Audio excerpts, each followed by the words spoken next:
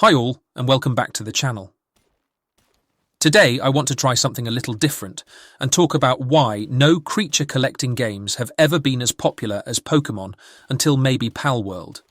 We have seen a huge amount of creature collecting games over the last couple of years. Games like TemTem, Dragon Quest Monsters, Slime Rancher, Cassette Beasts, Monster Crown, Digimon, and a bunch of others. Which is awesome. Who doesn't like a creature collecting game? I have definitely played a lot of those myself. Which ones did you play? Let me know in the comments. Still, none of them have come close to the sales numbers of Pokémon. Every time a new Pokémon game comes out, it sells at least 10 million copies. Which are insane numbers if you consider that most publishers are happy with a couple 100,000. And the fact that they do it every 2 to 3 years. However, they never beat the sales numbers of the original games since Red and Blue. I think that is part of the clue to why no other games ever came close to the sales numbers until Palworld. I have to say though, Pokémon Gold is still my favourite. Yes, I'm getting old.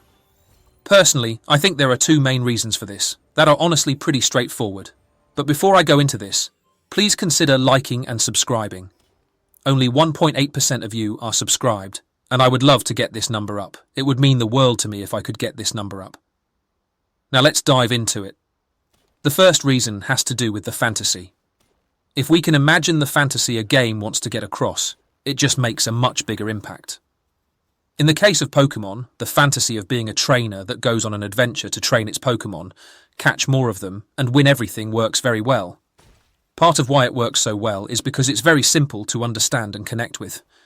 We all want to escape normal life every now and then, to go on an adventure.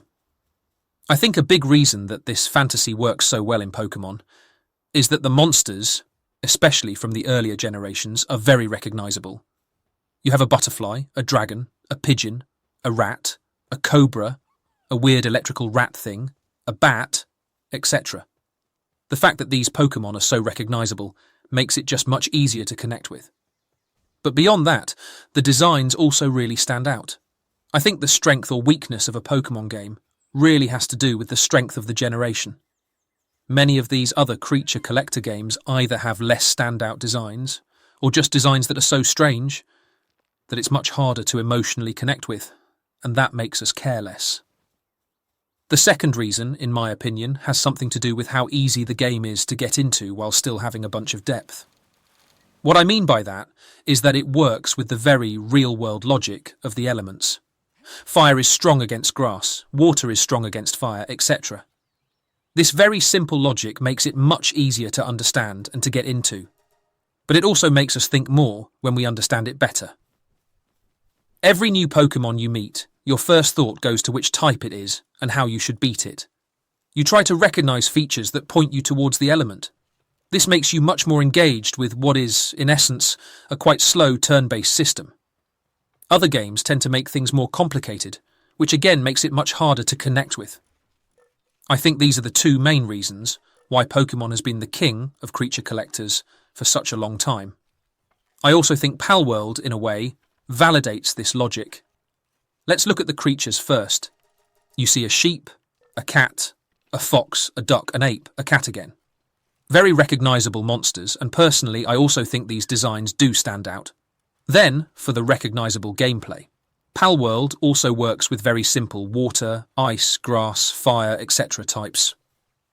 Beyond that, the only thing you have to do is build a house, take care of your pals, and make sure you get strong. Very simple to get into, but still very hard to master due to the complexities that come later. Even though Palworld and Pokémon are quite different, they both have standout but simple creature designs. They both have very recognisable gameplay that is easy to get into but hard to master. We haven't seen that with any of these games beyond Palworld and Pokémon, in my opinion. That was it for this video.